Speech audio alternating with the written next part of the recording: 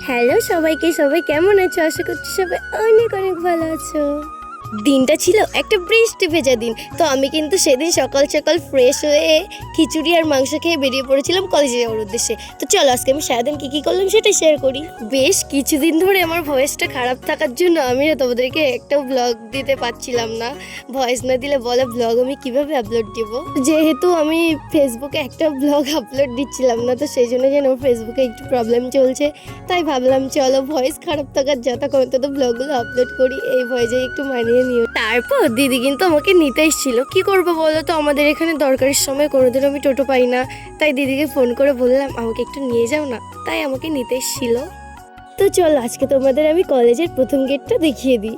এই দেখো, এটা প্রথম গেট। তারপর আমার ক্লাসমেটদের সাথে দেখা হয়ে গেছিল। তোমরা কি এদের কাউকে চেনো? আমরা কিন্তু সবাই ফার্স্ট ইয়ারে পড়ি, আমাদের প্রথম সেমিস্টার এটা।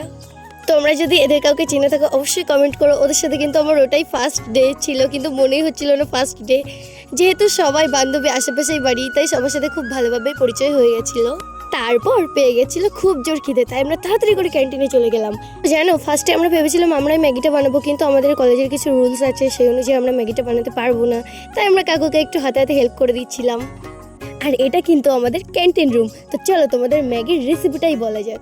তো ফার্স্টে একটা কথা বলি, আমরা কিন্তু নর্মাল ম্যাগিটা খাই না, আমরা বেশি বেশি করে ডিম আর পেঁয়াজ কুচি দিয়ে যে ম্যাগিটা হয় না, সেটা খেতে কিন্তু আমাদের দারুণ লাগে, আর আমরা কিন্তু ওটাই খাই।